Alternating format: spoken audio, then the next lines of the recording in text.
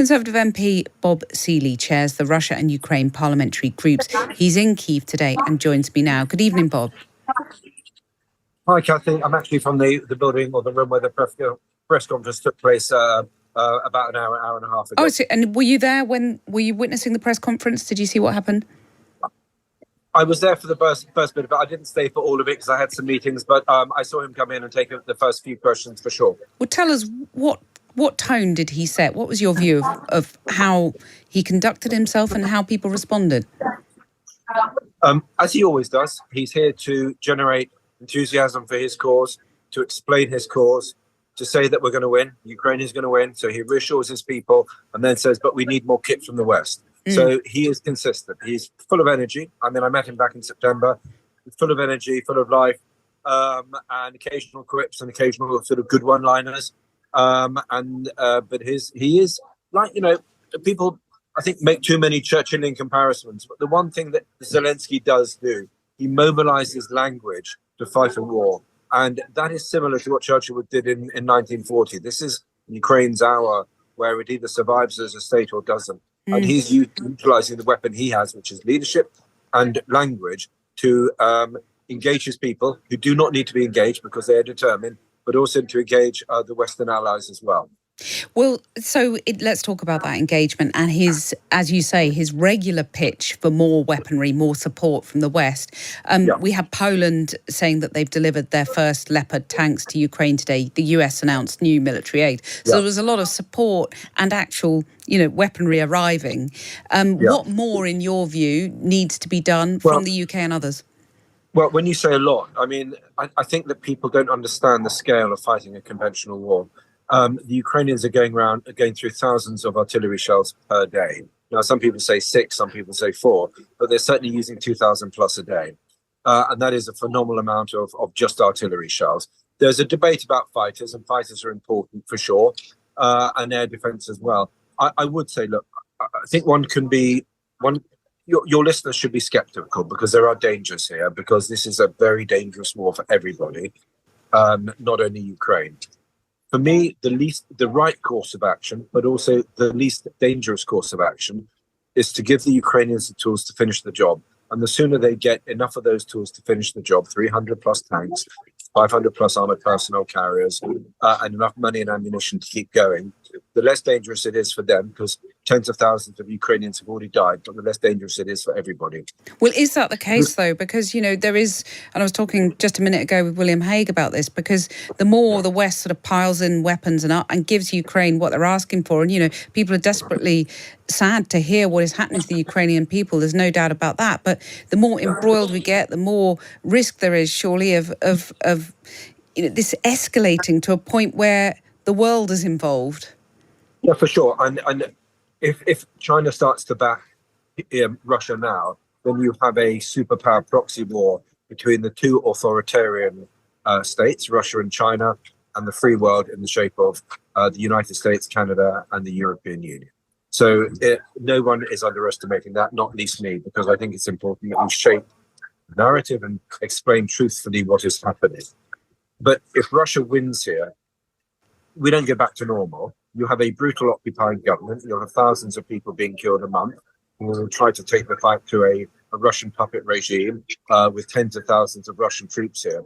You will have a large-scale insurgency warfare in Eastern Europe. You'll have a vast refugee flow, and you will have probably Putin then trying to destabilize Moldova, possibly Kazakhstan, and then activating Russian paramilitary terrorist groups in the Baltic republics.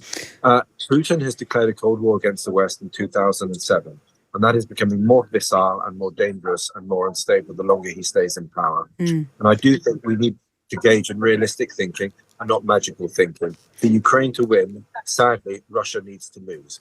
And the more quickly it loses, the better. Right.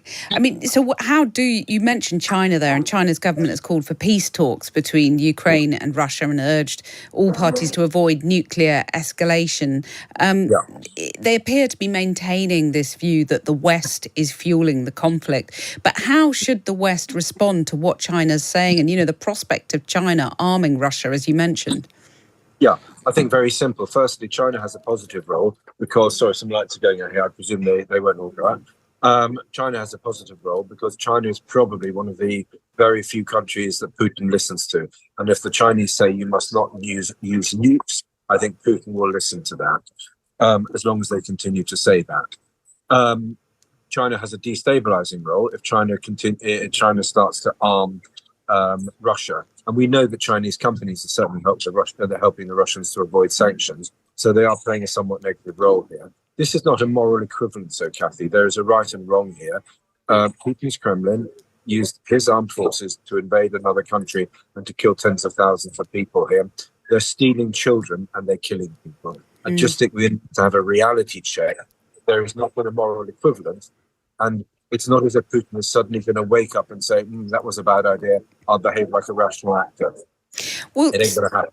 So just finally, is there another potential end to this that, you've seen sort of infighting amongst, well, there's the founder of the Wagner mercenary group, Evgeny Prigozhin, for example, has been highly critical of Russia's top...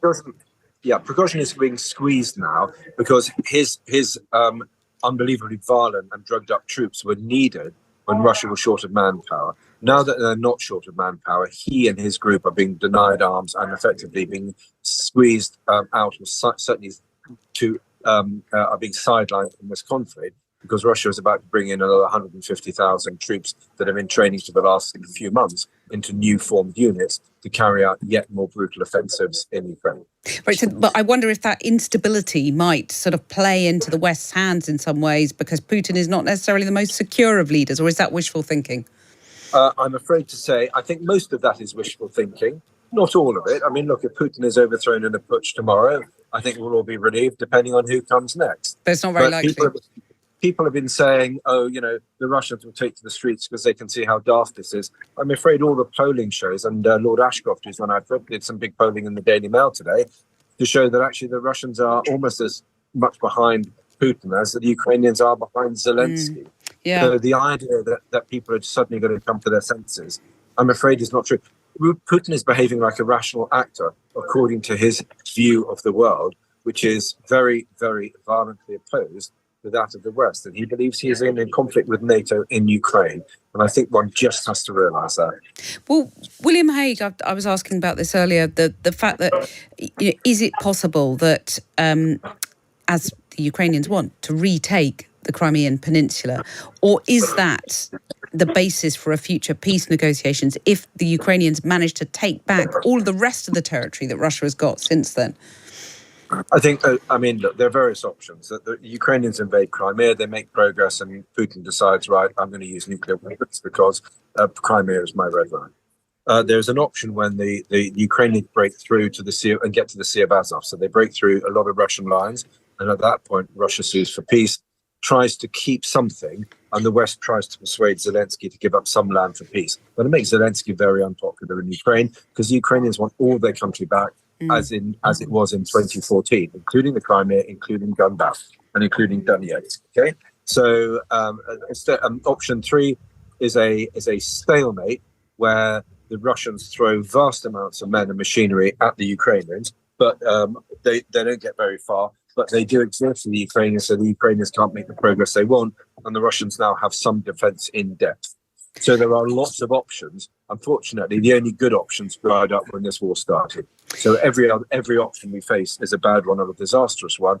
That's why I argue that the least bad option is to make sure that we arm Ukrainians and arm them well enough to win, so that the Russians are put on the back foot and need to negotiate some kind of peace settlement where they can present some kind of face-saving measure. But even that will be a difficult sell to the Ukrainians. Right. Because if the Ukrainians can take all their country back, they will. Bob Seeley, depressing, sobering analysis, but thank you very much for joining us.